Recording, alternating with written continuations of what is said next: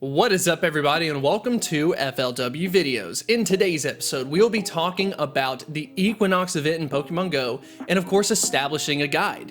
If you take a look at this event on just face value, you might be saying that it's one that you're probably going to skip. It doesn't seem like there's a lot of value, but I can promise you there are definitely some hidden features that you 100% want to take advantage of.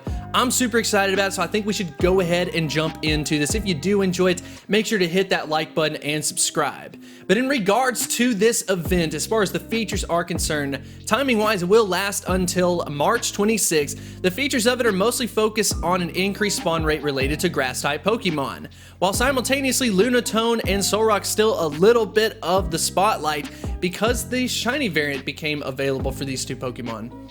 I don't know, it seems kind of odd to do that, but hey, I'm not Niantic. Regardless of that, we do have some new features as well. We've got some new raid Pokemon that will be from the grass typing, as well as the field research limited grass type Pokemon once again, and then finally some new moves. Now this is particularly going to be interesting on the PvP side. We have Acid Spray and then Leaf Tornado. Will apply to a couple Pokemon that are actually not bad from the PvP perspective, but it also has the ability to debuff, so it is fairly interesting. But like I said, it's focused on PvP. We will definitely cover that when we go into the breakdown. So as far as the breakdown, what do you want to focus on during this event? Well, basically because of this increased spawn rate related to grass type Pokemon, I want to go ahead and focus on some specific Pokemon that are definitely at the top of the list from the grass typing, and then actually discounting a few of them that you might think you'd want to focus on that actually have a couple of nuances. So the first set that I want to talk about are the starter Pokemon. We're not necessarily talking about Venusaur just because it had its community day already. So as far as granting access to Frenzy Plant, unfortunately we don't know if and when that will be able to come up again, but we can take a look at the future in regards to Sceptile and Torterra.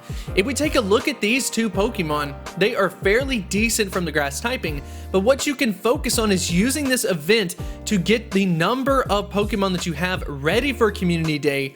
Once Community Day ends up arriving, you can make sure to evolve them up at that point so that they can get the Community Day exclusive move.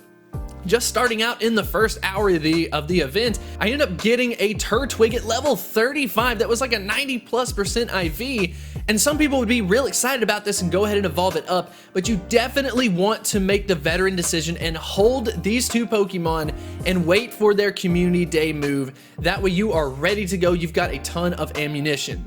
Regardless of that, we can go ahead and move on to the next Pokemon, and it's one of the best grass-type Pokemon in the game, and that is Roserade. So in regards to Roserade, you definitely want to take advantage of the increased spawns. Roselia should be a fairly common option for you to go ahead and get, but Roserade is the #1 grass type attacker in the game as well as a poison type attacker, but this is focusing a little bit more on the grass typing. So yes, you definitely want to take advantage of this. This is something where if you can get it weather boosted, get up to level 35, even if it is a low IV, you definitely want to try to trade with somebody else.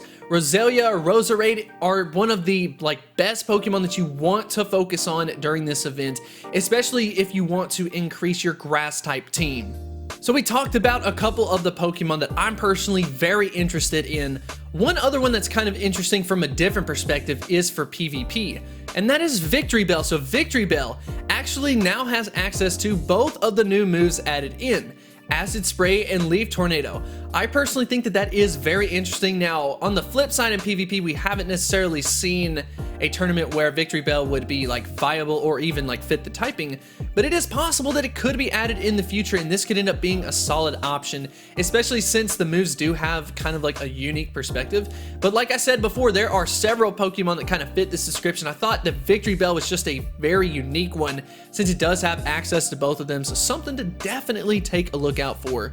So before we end the episode, I want to go ahead and point out a couple of Pokemon that I think you should not necessarily focus on as much, but at the same time, we don't know what'll happen in the future. And that's basically Venusaur as well as Breloom. So Breloom is a great grass-type Pokemon, but it has the move Grass Knot that is a legacy move based on an event that it was in, so you will not be able to get Grass Knot if you evolve your Shroomish up to a Breloom at this point in time. So maybe if you do get a high-level Shroomish, you can just hold on to it. Same concept with Bulbasaur as well. Maybe if you get like a high level one, it's just worth it to hold on just in case it ends up circling back around. I'm sure at some point it will, but like I said, these aren't necessarily the immediate focus that I would have, but something to definitely keep in the back of your mind.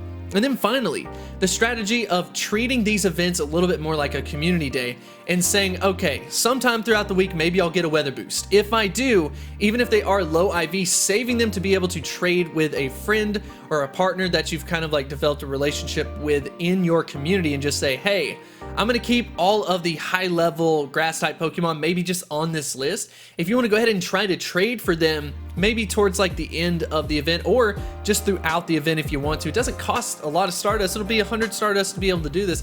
So it's not a big deal at all. You definitely want to take advantage of trading throughout this event, getting yourself a lucky Pokemon, getting yourself a high level with some high IVs. Something that I personally am going to take advantage of moving forward, but I definitely wanted to voice that to you. But anyways, I hope you did enjoy this episode. I'm going to go ahead and end on a question of the day. What do you think about this event? What are you specifically going to be focused on? What Pokemon is like your #1 in your target? Go ahead and let me know in the comment section below, and I will see you next time. I wanted to extend a huge thank you to the supporters over at Patreon. You definitely make this possible, and I 100% appreciate the support. If you are interested in supporting my channel on Patreon, definitely feel free to check out the link in the description.